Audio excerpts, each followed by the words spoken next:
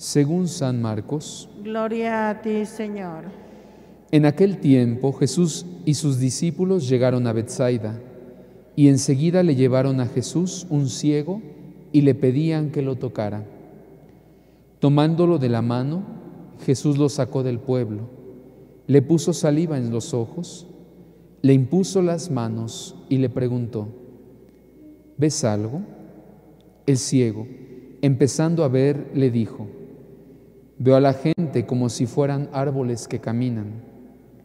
Jesús le volvió a imponer las manos en los ojos y el hombre comenzó a ver perfectamente bien. Estaba curado y veía todo con claridad. Jesús lo mandó a su casa diciéndole: vete a tu casa y si pasas por el pueblo, no se lo digas a nadie.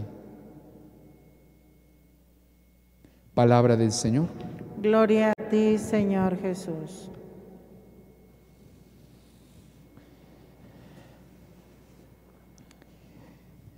En la primera lectura tomada del libro del Génesis, escuchamos la continuación del relato del diluvio que el día de ayer nos presentaba nuestra liturgia de la palabra, un relato muy conocido por todos.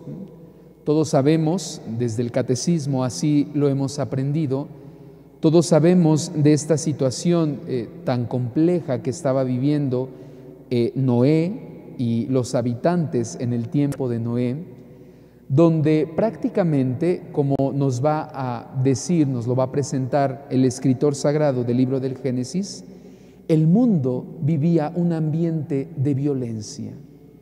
Había muerte, había violencia, injusticias y tantos tipos de depravaciones.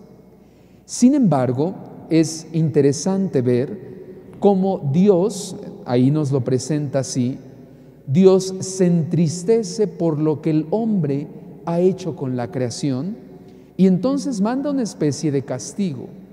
Todos conocemos este mandato por parte del Señor, donde envía un diluvio, pero Dios no es ajeno a quien busca cumplir su voluntad, a quien busca permanecer en el camino del bien, aun cuando todos parece que le han dado la espalda.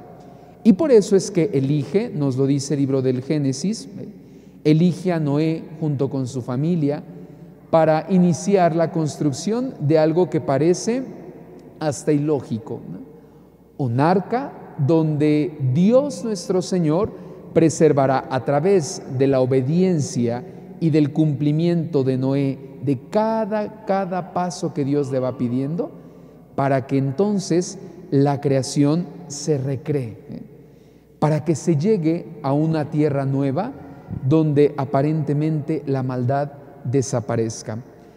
Pero esta historia, si bien nos llama siempre a la conversión y a seguir descubriendo cómo Dios no es el culpable, ni el origen, ni el que manda el mal al mundo, también nos puede decir mucho en nuestra experiencia de vida. Fíjense cómo hoy, después de que ha pasado el diluvio, nos dice que Noé abrió la ventana para descubrir si la tierra se había secado. Entonces, en primer lugar, nos dice la primera lectura, soltó un cuervo. El cuervo vino, anduvo aleteando, pero no encontró tierra seca. Y aquí es donde viene esta lección, donde yo quisiera detenerme en esta tarde, porque Noé tuvo que esperar. Dice la primera lectura, esperó 7 días. Y después de esos 7 días liberó una paloma. La paloma salió y volvió y esperó de nuevo. Soltó nuevamente a la paloma y ésta trajo en el pico una pequeña ramita de olivo. Y Noé volvió a esperar. ¿Por qué les digo esto? Y yo creo que el Señor quiere recordarnos en este día la importancia de la santa paciencia. Ser pacientes, aprender a guardar los tiempos de Dios. ¿Por qué digo esto? Porque tan sencillo hubiera sido que Noé dijera: dejó de llover, ya todo está seco, vamos a soltar a los animales, vamos a buscar y a descender en cualquier lugar. No, tuvo que seguir esperando.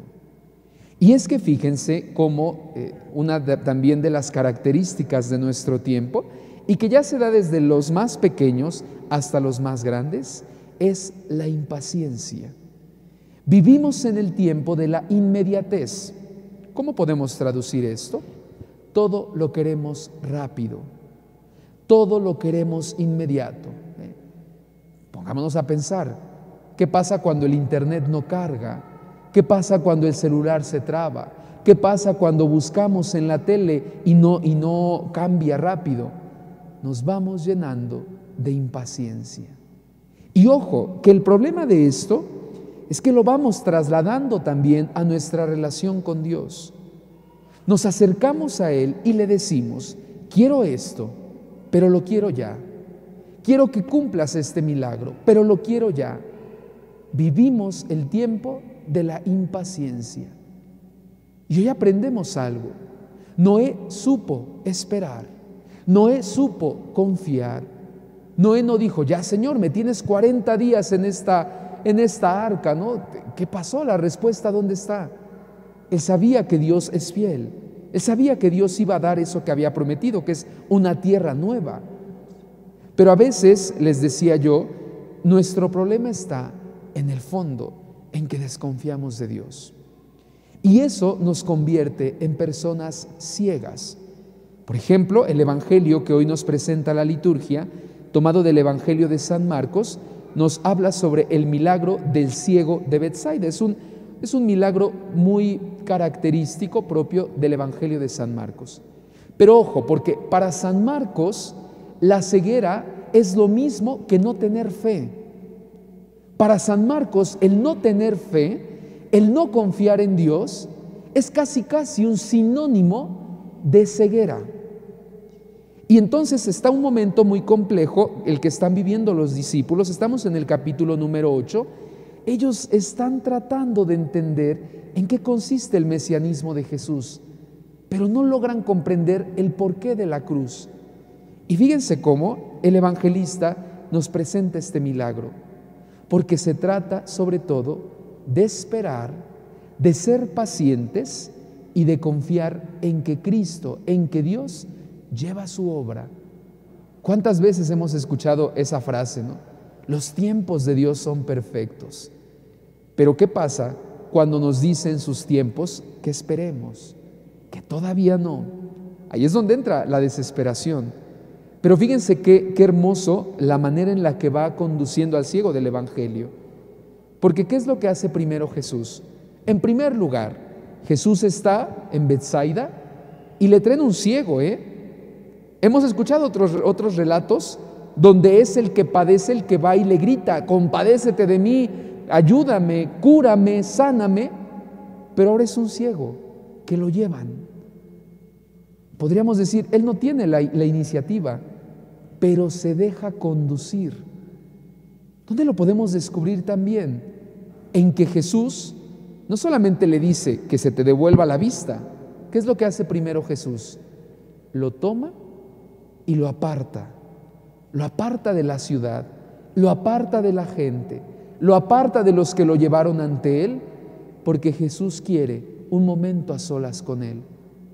A veces necesitamos, para entender el no de Dios, más bien no a veces, siempre, o el sí de Dios, necesitamos momentos a solas con él, porque ahí es donde Jesús comienza a obrar el verdadero milagro, que es que aprendamos a tener una fe incondicional, hasta que, como el ciego del evangelio, podamos ver y decir: Señor, lo que tú quieras, como tú quieras, cuando tú quieras.